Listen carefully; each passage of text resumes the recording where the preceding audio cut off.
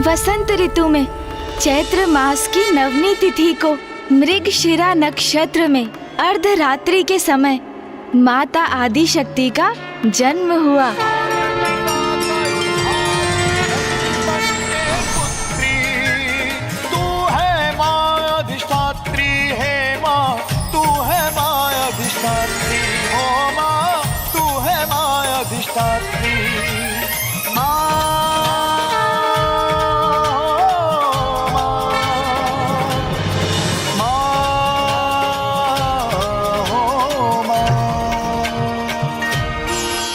माता शैलपुत्री के जन्म की दिव्य कथा का श्रवण कर हम कृतार्थ हो गए गणेश जी।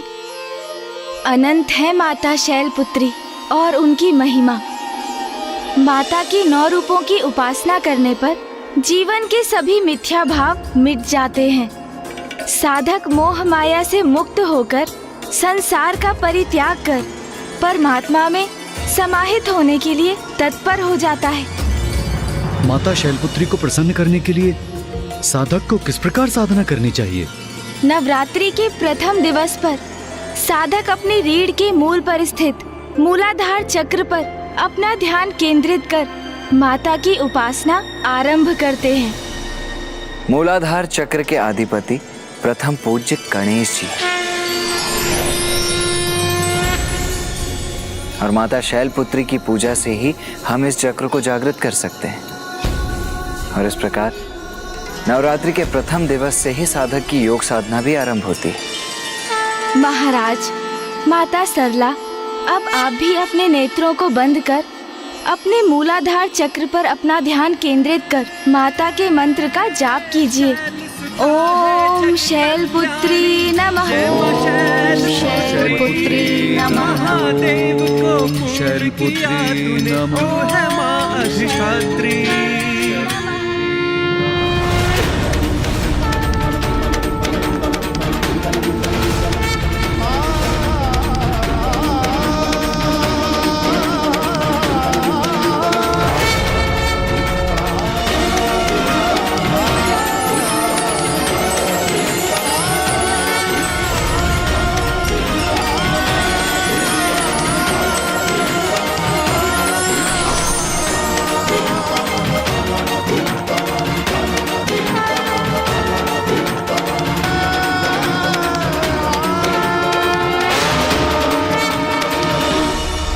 शांति, अपार शांति, सभी चिंताओं से परे, अनुपम, अनूठी, सुखमय शांति का अनुभव हुआ मुझे।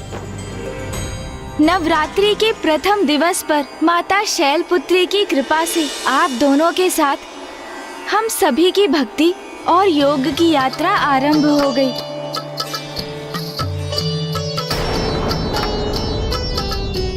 क्या हुआ माता सरला? आप किस विचार में खो गई?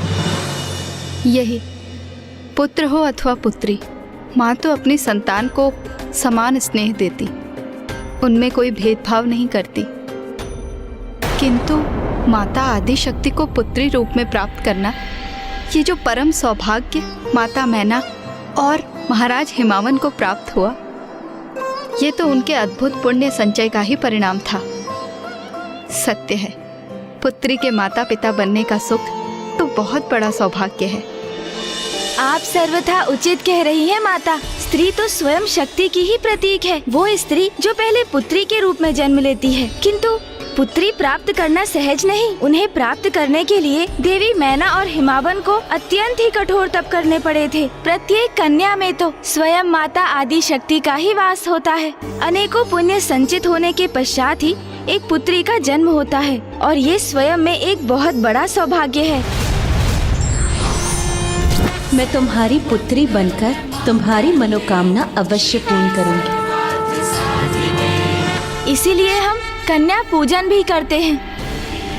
जिनके परिवार में कन्याएं जन्म लेती हैं, वो अत्यंत सौभाग्यशाली होते हैं, क्योंकि उन पर स्वयं माता की कृपा दृष्टि जो होती है। पुत्री को जन्म देकर उसके माता पिता बनना तो स्वयं एक महान पुण्य है। अब आइए आज की आरती संपन्न कर लें।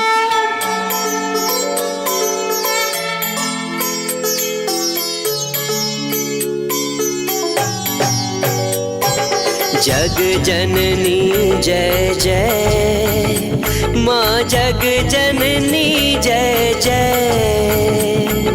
भयहारिणी भवतारिणी, भयहारिणी भवतारिणी, भवभामिनी जय जय। माँ जग जननी जय जय।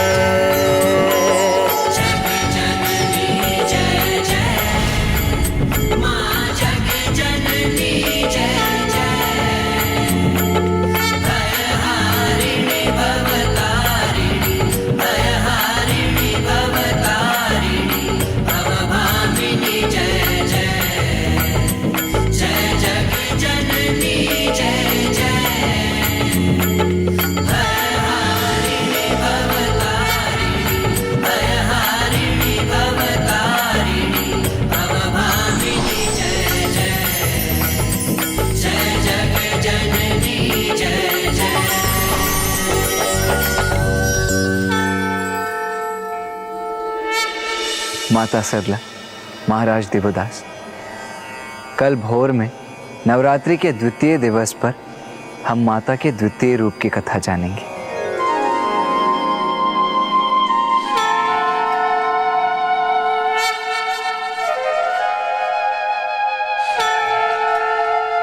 माँ वहाँ अकेली है, उनकी पीड़ा विचलित कर रही है मुझे।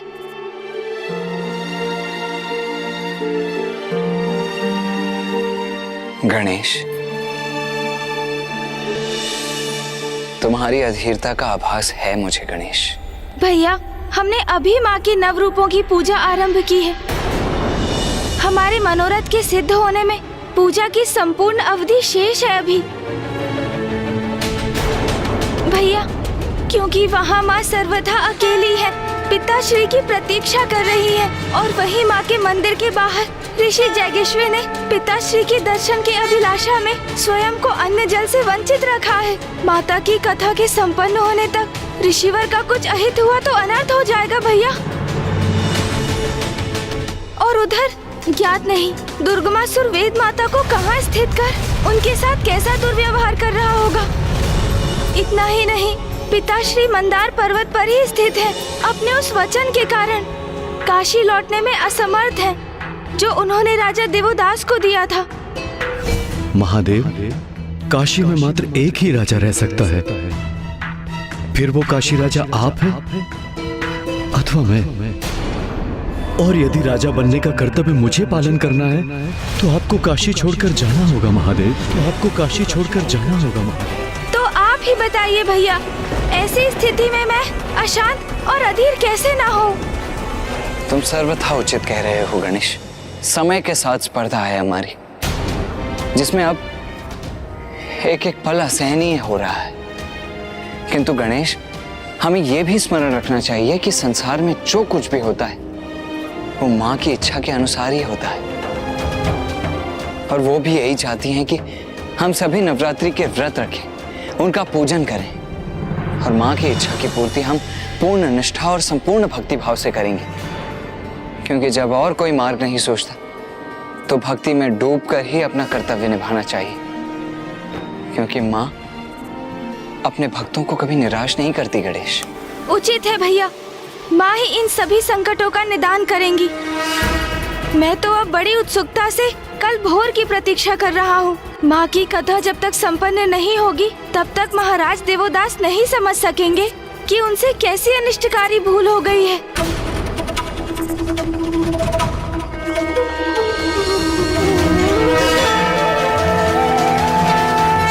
माँ, कल रात्रि में मैं बहुत व्याकुल और अधीर था, किंतु आज भोर में आपके दर्शन पाकर एक नवीन ऊर्जा प्राप्त हुई है। अब आपके द्वितीय रूप माँ ब्रह्मचारिणी की कथा करने का समय आ गया है। हमें आशीर्वाद दीजिए माँ कि हम आपके 9 रूपों की कथा भली भांति कह सकें, जिसे राजा देवोदास अपनी भूल समझकर उसे सुधार सके। पुत्र गणेश, पुत्र कार्तिकेय, तुम्हारे मुख से उत्सर्जित मेरी कथा का श्रवण कर राजा दिवुदास और देवी सरला को ही नहीं, संसार को भी बहुत कुछ सीखने का अवसर प्राप्त होगा।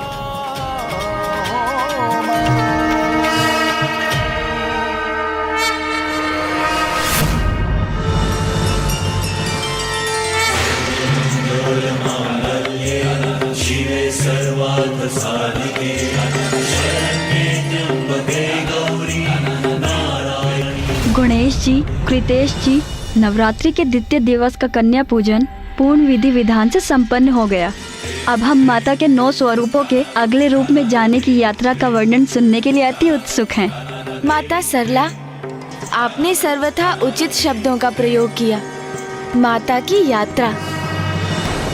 किंतु माता, आपके मन में कुछ विचार है, वो कहिए ना।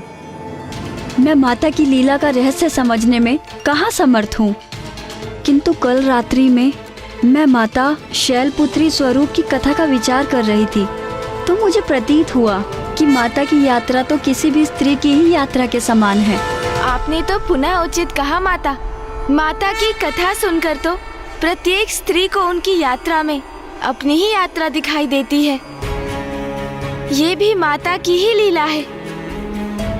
उनकी यात्रा का प्रथम पड़ाव उनका जन्म था, जब उनके पिता के नाम पर उनका नाम निर्धारित हुआ। अब हम उनकी यात्रा के द्वितीय पड़ाव की कथा ज्ञात करेंगे। नवरात्रि के द्वितीय दिवस पर हम माता के ब्रह्मचारिणी रूप की पूजा करते हैं।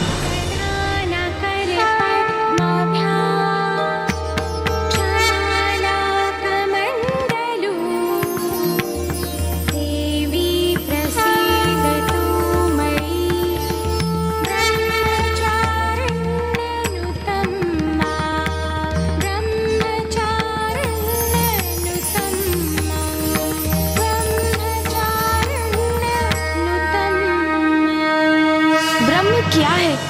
इस प्रश्न का उत्तर है वेदस्त्वम तपो ब्रह्म, अर्थात वेद, तत्व और तप ही अंतिम सत्य परम ब्रह्म है।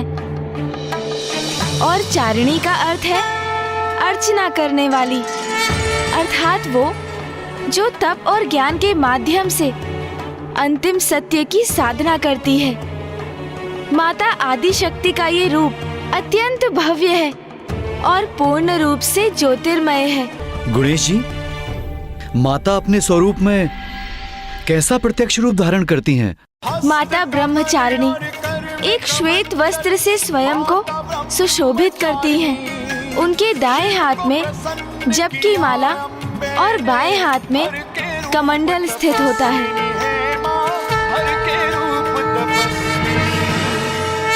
अब मैं आपको माता ब्रह्मचारिणी की कथा सुनाता हूँ। अपने माता पिता के अपार लाड़ दुलार में माता शैलपुत्री की आयु में वृद्धि होने लगी। माता मैना और राजा हिमावन अपनी लाडली पुत्री को उचित संस्कार प्रदान कर रहे थे, इसीलिए वो अत्यंत सुशील और सर्वगुण संपन्न थी, किंतु वो नटखट भी थी। राजभवन में उनकी बाल्यावस्था अत्यंत सुखमय और सुंदर थी। यद्यपि तारकासुर ने जिस प्रकार पूर्व में उनके अंत हेतु अट्टासुर को भेजा था, उसी प्रकार इस अवधि में भी वो अनेकों असुरों को निरंतर भेजता रहा, किंतु वो असुर सप्त ऋषियों द्वारा स्थापित रक्षा कवच को नहीं भेज सके और माता इन सभी आक्रमणों से पूर्णतः सुरक्षित और अनभिज्ञ थी।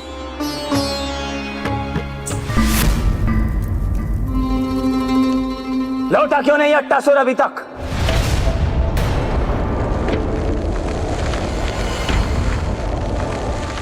महाराज, ऐसी सूचना प्राप्त हुई है कि अट्टासुर का अंत हो गया है।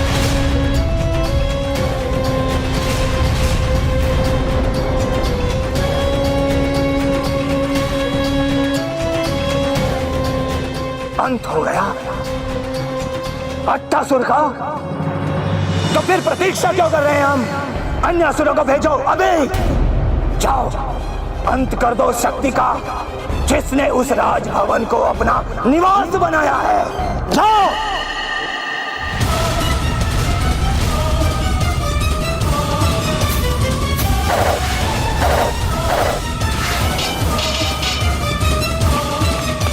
तारकासुर भयंकर से भयंकर असुरों को भेजता गया और एक एक कर उन सभी असुरों का अंत होता गया। अंततः तारकासुर इतना आवेशित और अधीर हो गया कि वो स्वयं अब हिमालय पर्वत की ओर बढ़ चला। अब स्वयं देखता हूं मैं, कौन है ये मायावी शक्ति जिसने मेरे अनेकों असुरों को क्षति पहुंचाई है। पुत्री पार्वती,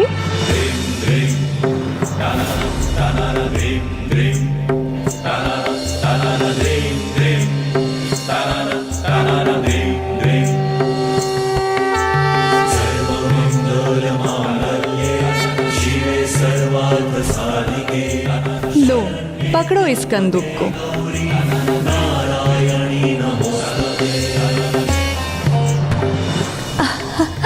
अरे वाह, अति उत्तम पुत्री पार्वती।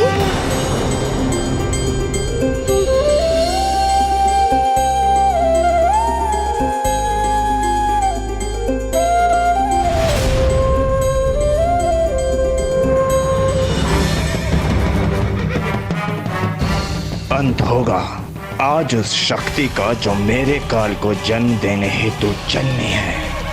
अभी मिटा दूंगा मैं उसे, बढ़ने नहीं दूंगा ये संकट।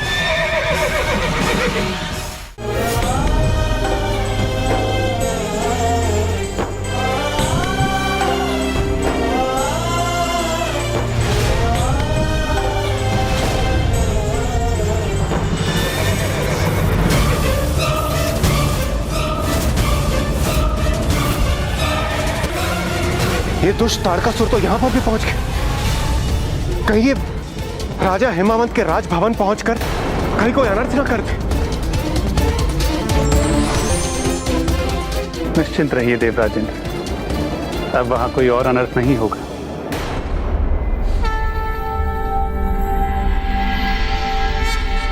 नारायणं गदाध्यक्षं गोविंदं कीर्तिभाजनं गोवर्धनोद्धरं देवं भूधरं भुवनेश्वरम्।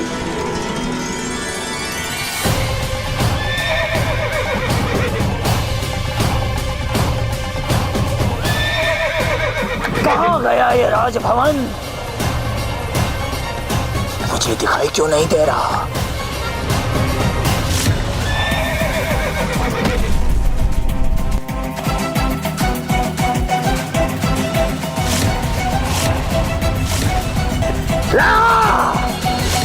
श्री हरि नारायण ने अपनी विष्णु माया के प्रभाव से महाराज हिमावन के राजभवन को अदृश्य कर दिया और इसी कारण वो तारकासुर उसे ढूंढने में असमर्थ हो गया। जब थक गया तो अंततः वो निराश होकर लौट गया और देखते ही देखते माता शैलपुत्री 16 वर्ष की आयु पर पहुंच गई।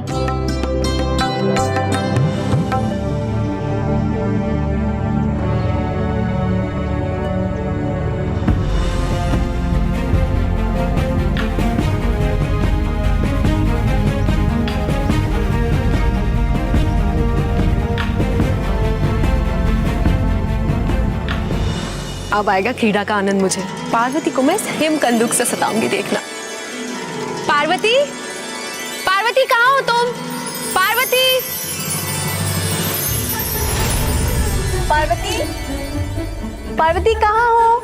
सखी जया और विजया कितने भी प्रयास कर लो, इस क्रीड़ा में मुझे नहीं परास्त कर सकोगी। पार्वती, कहाँ हो तुम? पार्वती,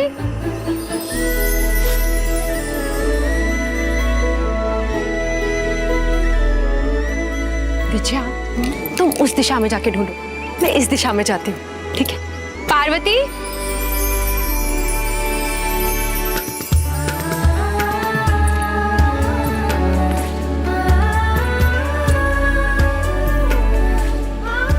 पार्वती, कहाँ हो तुम पार्वती? पार्वती, पार्वती, पार्वती, पार्वती, कहाँ चली गई पार्वती? विजया, पार्वती मिली? नहीं। तुम्हें मिली? पार्वती, पार्वती,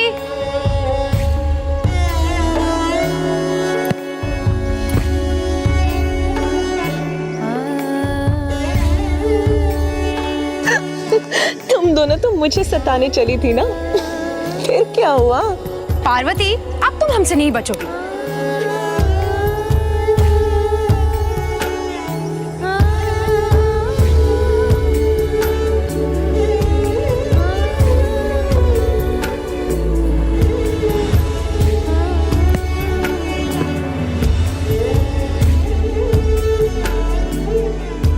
पार्वती कहाँ है? पार्वती, पार्वती, पार्वती, पार्वती,